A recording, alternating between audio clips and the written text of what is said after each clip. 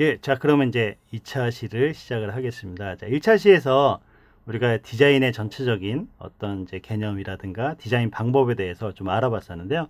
그럼 이제 이걸 실제로 구현을 해야 되는데 어떻게 해야 되냐, 그죠? 자, 그럼 지금 2차 시부터 특히 이제 여러분께서 많이 쓰시는 그 파워포인트를 이용해서 이걸 실제로 구현하는 방법들을 제가 이제 여러 가지 그 뭐 텍스트라든가 뭐 도형이라든가 차트에 걸쳐서 자세히 설명을 좀 드려보도록 하겠습니다. 자, 두 번째 차시에서는 이제 그 중에서 첫 번째인 그 텍스트에 대해서 좀 말씀을 좀 드리겠습니다. 우리가 텍스트 디자인하는 걸 우리가 타이포그래픽 디자인이라고 보통 얘기를 하는데요. 이 타이포그래픽 디자인의 방법에 대해서, 그래서 보기 좋게 강의 교환을 좀 만드는 방법에 대해서 지금부터 제가 시연을 통해서 말씀을 좀 드려보도록 하겠습니다. 자, 우선 그 파워포인트 아마 기본적으로 그 다루실 줄 아는 분도 계실 텐데, 의외로 그 텍스트 다루는 거를 좀 이렇게 그냥 가볍게 생각하시는 분들이 많으세요. 그래서 이 텍스트 다룰 때 먼저 그 기본이라고 할 수 있는데 좀 중요한 스킬들을 먼저 좀 짚고 이제 넘어가도록. 그래서 이제 실제 실습은 이제 요거 다음에 이제 말씀을 좀 드리고, 우선 이제 기본적인 내용부터 좀 말씀을 좀 드리겠습니다. 첫 번째 그 아셔야 될 내용이 뭐냐면, 이 텍스트 상자를 만들 때 보통 만드는 방식하고 이제 그 저희들이 만드는 방식이 약간 달라요. 그래서 그것부터 한번 좀 소개를 좀 드려보도록 하겠습니다. 자, 화면을 전환을 해가지고 제가 이제 실습 화면으로 먼저 좀 전환을 해보겠습니다. 자, 화면에 이제 보시면 이제 파워포인트가 이제 보이는데요.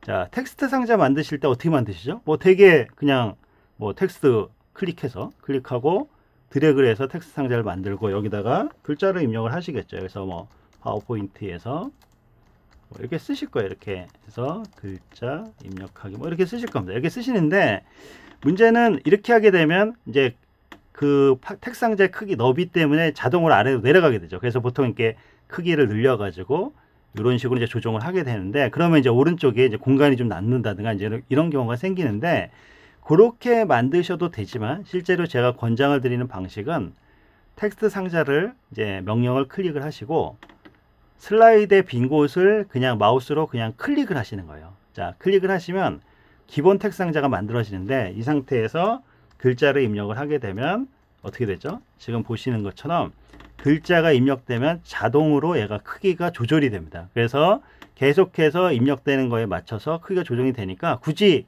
크기를 조정할 필요가 없는 거죠. 아주 간단한 그 기능이지만 이게 차이가 굉장히 큽니다. 다시 한번 말씀드리면, 텍스트 상자를 클릭하고 그 다음에 슬라이드의 빈 곳을 클릭을 하시면 기본적인 텍스트 상자가 만들어지는데, 여기다가 텍스트라고 이렇게 입력을 하시면 입력된 거에 따라서 크기가 자동으로 늘어난다. 자, 아주 간단하지만 유용한 기술입니다. 이걸 첫 번째 좀 말씀을 좀 드리고요. 자, 그 다음에 이제 두 번째 기능은 그 텍스트 상자의 테두리를 선택하는 기능인데요. 자, 무슨 얘기냐면, 우리가 텍스트를 입력을 하고 그냥 놔두시는 분은 없으실 거예요. 제가 1차 시에도 말씀드린 것처럼 이게 차별성이라는 게 되게 중요하기 때문에 글꼴이라든가 글꼴 크기를 바꾸시게 되는데, 대개의 경우 이제 어떤 동작을 하시냐면, 텍스트를 입력하고 나서 글자를 이렇게 선택을 하셔서 글꼴을 바꾸거나 이제 이런 식으로 이제 보통 작업을 많이 하십니다. 그렇게 작업을 하시는데, 그렇게 하셔도 되지만, 그리고 또 이제 마우스로 이렇게 테두리를 갖다 대고 이렇게 드래그를 해서 옮겨주시고 이렇게 작업을 많이 하시거든요. 근데 제가 이제 추천을 드리는 방식은 뭐냐면, tek스트 상자를 클릭하고, 자, 슬라이드에서 클릭을 한 다음에 자, 글자를 입력을 하십니다. 자, 글자 뭐 입력이라고 쓰겠습니다. 이렇게 쓰시고 나서 그냥 ESC 키를 딱 눌러주면 이게 테두리가 선택이 돼요. 테두리가 선택이 됐다는 의미는 그 안에 있는 글자가 다 선택이 됐다는 그런 의미입니다. 자, 그 상태에서 만약 이제 이동을 하고 싶다. 그럼 마우스로 굳이 이동하지 마시고요. 그냥 방향키를 눌러서 왼쪽 방향키를 누르면 이렇게 이동이 됩니다. 또 위쪽 방향키, 아래쪽 방향키 이러면 이제 그 상태로 계속 이동을 할 수가 있고요.